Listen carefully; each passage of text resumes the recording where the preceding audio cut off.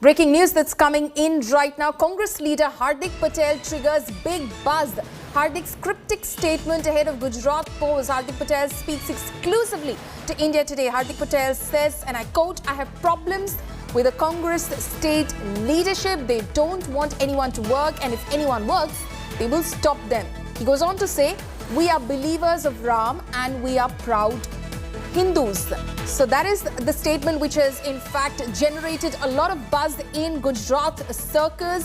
Is Hardik Patel on his way out of the Congress party?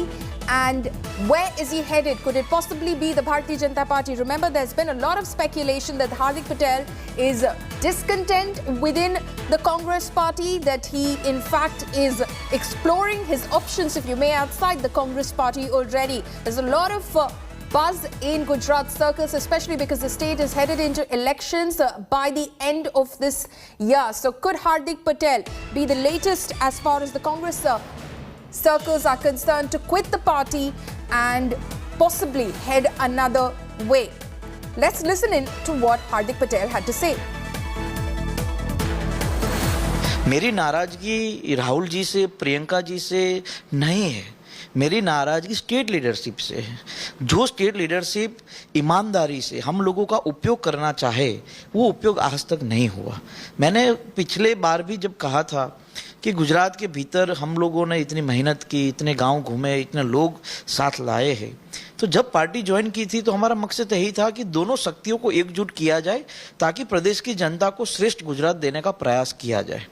ऐसा कुछ हो नहीं रहा और उसी कारण हमने अपनी जो चिंता थी, जो अपनी बात थी, वो हाईकमान तक पहुंचाने का प्रयास किया है और आशा रखता हूं कि प्रदेश की उम्मीदों पर हाईकमान भी ठीक से फैसला ले ताकि आने वाले दिनों में यहाँ अच्छा काम कर सके। मैं ये तो नहीं कहता कि मुझे कुछ दीजिए, मैं तो मना कर रहा हूँ कि मुझे कुछ पद ही नहीं चाहिए, मुझे काम चाहिए। और वो काम क्या होता है कि आप कहे कि हार्दिक तुझे इस जिले में जाना है, तुझे इस जोन में जाना है, तुझे इतनी पद यात्रा करनी, आई एम रेडी।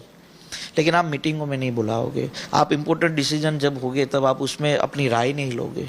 तो आपने मुझे वर्किंग प्रेसिडेंट बनाया है तो उसकी कोई जिम्मेवारी तो तय होनी चाहिए ना। सिर्फ लॉलीपॉप जैसा पकड़ा दोगे कि भैया तुझे ये दे दिया, लेकिन उस लॉलीपॉप को खाने का भी मौका नहीं दोगे तो क्या मतलब है। आपका दुश्मन अगर कोई है और उसकी एक दो चीज आपको समझने लायक है, उसकी बातों को, उस चीज को आपको उतारना चाहिए, तो उसमें उसकी तारीफ करना गुनाह थोड़ी ना है। जब भगवान राम जी का मंदिर बनाने का फैसला सुप्रीम कोर्ट ने किया तो हमने सबसे पहले उस पर अपनी खुशहाली जाहिर की थी। क्यों? क्योंकि भगवान राम से, रघुवंश कुल से हम लोग जुड़े हुए हैं, क्योंकि लव कुश की संतान हम लोगों को कहा जाता है, पटेल समुदाय को। तो हमने उस बात को लेकर कहा कि चलो उन लोगों की निर्णय शक्ति तो बहुत ही बेहतर है, कुछ भी फैसला लेना हो तो तुरंत लेते हैं। और हमारी पार्टी में कहीं ना कहीं ये प्रॉब्लम थोड़ी रही थी कि निर्णय शक्ति का थोड़ा अभाव रहता है, अगर कोई फैसला लेने की बात हो तो उसमें थोड़ी देरी हो जाती है। इसीलिए हमने कुछ अच्छा बोला है, तो ये जरूरी नहीं है। कांग्रेस ने भी राम मंदिर को लेकर, मान लीजिए कि जो राजस्थान से पत्थर जा रहे हैं तो उस पर जो निकास, जो टैक्स वगैरह लगता है, उस पर हमने भी बंद कर दिया, वो नहीं लगाया। तो कांग्रेस ने भी राम मंदिर को लेकर ये एक पहल किया है। अच्छा, तो सवाल ये नहीं है भाजपा कांग्रेस का, सवाल ये है कि गुजरात की 6.5 करोड़ के लोग किस उम्मीद के साथ आगे बढ़ना चाहते हैं और उस उम्मीद पर हम कुछ करना चाहते हैं या नहीं, वही मेरा सवाल है। और एक बात तो सही है कि आप अगर किसी की तारीफ करते हैं तो उसका मतलब ये नहीं कि हमारी उस तरफ झुकाव है।